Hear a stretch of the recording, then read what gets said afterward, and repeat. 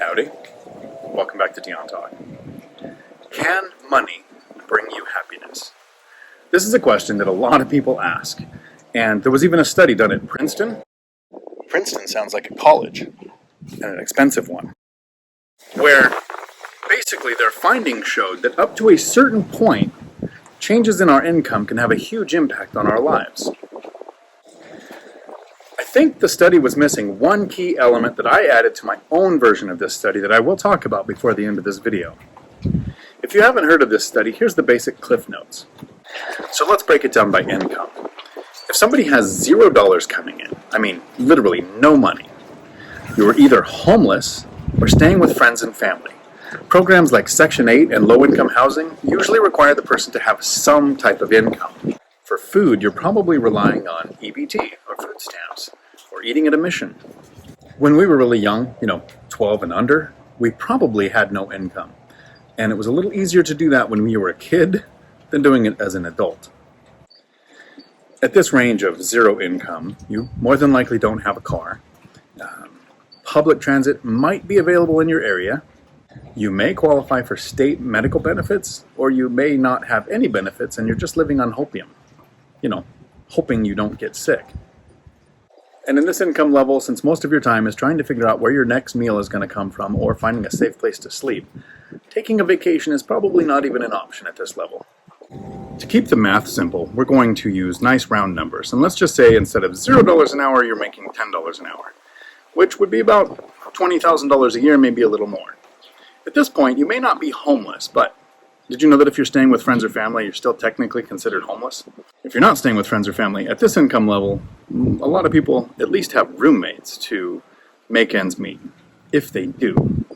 At $10 an hour, you may not even have a car. The cost of the car is not the only barrier. Fuel, insurance, maintenance, things that make a car a lot more expensive than somebody making $10 an hour can afford. A lot of Americans can't afford a $400 expense without going into debt. It's probably really common at this level, if you're only making $10 an hour, that you may not have enough money saved up to handle even a basic emergency like a flat tire or a broken window. Taking a vacation at this point may not even be an option because the time away from work when you're not making much money can make you go further into bad debt.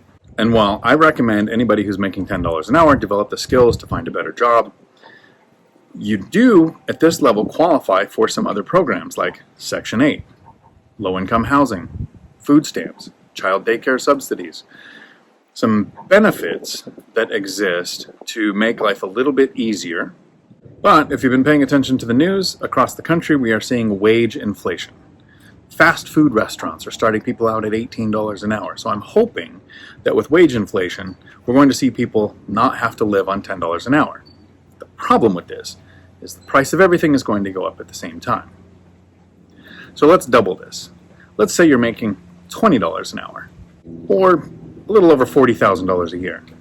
This is a pretty significant change to when we were making $10 an hour. More than likely you have housing. You may be renting. You may even actually have your first starter home. You probably have a car for transportation, or maybe even two cars if there's two of you. But the car is probably a bit older. And before I reached financial independence, or even before I started to invest, I spent most of my life at this income level, $40,000 a year or less. But not today. Today, I make quite a bit more, and my passive income is almost 3 times that. When I was at that income level, though, I usually had to have 2 or 3 cars so that I could hope one of them was running well enough to get me to work. If you're making $40,000 a year, it's a pretty good chance your job probably provides health care. So you have your health care coverage, but most health care expenses at this income level would put a pretty significant strain on our finances. At this income level, if you're taking a vacation, the cost of travel is probably going to eat up your budget for vacation. So most people in this income bracket are staying with friends or family, or they're taking staycations where you stay home and relax. At this point, you might be able to start saving. Either saving for retirement with a 401k or some kind of Roth, or saving an emergency fund, which can have a pretty good impact on our mental peace, knowing that we can handle an emergency without going into debt. But I'm pretty sure at this point our vacations are still not spending $10,000 at a week at Disney World. Again, Life is a lot better than when we made $0. It's better than when we made $10 an hour, but the problem we run into now is you might start to make too much money to qualify for some of the programs, like housing, or food, or healthcare. Now let's add another $10 an hour. Let's say you're making $30 an hour. And to me, it's always kind of ironic that when somebody says I have a $30 an hour job, people get excited and say, good job, congratulations. But if somebody says I have a small business that makes $10,000 a month, people say that's risky, don't do it. $30 an hour, which is a little more than $60,000 a year. This is a little bit better, and you probably have your housing covered. You might even have a little bit bigger house. You might be renting a nicer place. You probably have a little bit newer car, at least a little more reliable. Something you're starting to notice now that you're making this much money, though, is you're paying significantly more in taxes than you would at the lower brackets. At each level so far, life has been pretty stressful, and up until this point, our life has improved significantly with each new $10 an hour we were making. Once we start making $60,000 a year or more, it's a little easier to save for retirement, it's a little easier to have a bigger emergency fund, and the stress from always worrying about where you're going to eat, where you're going to live next month is significantly lower. The really interesting thing with this study was that up to $75,000, the quality of life changed so significantly that, yes, money can bring you a type of happiness, because if you're not worrying about where the next meal is going to come from, or if you're going to be able to sleep safely tonight without freezing, your life stress starts to go lower so that happiness is at least an option. According to this study done by Princeton, once you get up to about $75,000 a year, and I anticipate with the inflation that we're seeing that this number might be a little bit higher now, but up to $75,000, there were significant changes in your life. But after $75,000, things seem to pretty much stay the same. Somebody making $75,000 a year and somebody making $90,000 a year might not have a significant change in their lives. They have housing, they have transportation, they have food, they have healthcare. All of the basics are covered. And while I have a friend that makes the joke that it's a lot easier to cry in a BMW than on a bicycle, I think crying in a BMW isn't much different than crying in a Camry. The quote I really like is, "When you don't have enough money, it's the only thing. But once you have enough money, it's just a thing."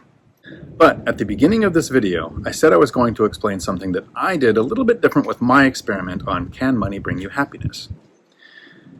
The problem with this study done at Princeton is that can money bring you happiness? This entire study was based on people's income. So many people are trapped in jobs that they hate, that what you're making doesn't matter. If a person is doing a job because they need the money and they hate the job, their chance at happiness is really low. Now, some people have figured out how to get a job that they like. So, depending on whether you like your job or don't like your job, gives you that chance for happiness or not. So, the money isn't really the factor, it's do you enjoy your job? For most of my life, I found myself in that $40,000 to $60,000 a year bracket. But I woke up at 40, single parent with 3 kids, $89,000 in bad debt in my name that I didn't know existed until the divorce. And I realized that as long as I worked for money, my job determined whether I was happy or not. So I started to create an income machine.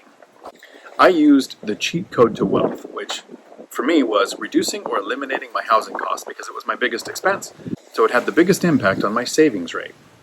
I used buy and hold rental properties to create a machine that generates more income than it costs me to live. Now, it started out really slow, and I was buying one property every 2 years or so, but as the income snowball started to kick in and I started to make more money, it was really important that I avoided life creep, and I didn't get a nicer car, and I didn't start taking expensive vacations, and I didn't move into a bigger house. But every time I purchased a new asset that produced money, I replaced my living expenses with money that I didn't have to work for.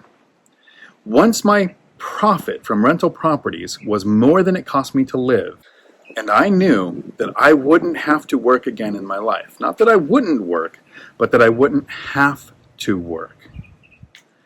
That money coming in from a source that I didn't have to sell my life 1 hour at a time for brought a mind-blowing amount of mental peace that I think is missing in the Princeton study.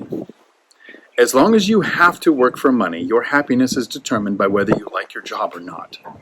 for the most part. I mean, your family matters, your friends matter, your work-life balance matters, but our job, if it sucks, is going to make it really hard to be happy. Once you have that income coming in, and work is optional, and you can choose a job based on whether you want to do it or not, our chance at actually finding happiness is significantly higher. So the results of my study in Can Money Bring You Happiness is yes, as long as that money doesn't come from you having to sell your life 1 hour at a time. I know some poor people who are unhappy, and I know some very rich people who are unhappy. But I don't know anybody who's financially independent who is unhappy. Start the process. Acquire cash-flowing assets to make work optional. You are going to be alive in 5 years. Start living like it. Until my next video, thanks for coming to my Dion Talk. We're sorry, the number you have dialed is not in service at this time.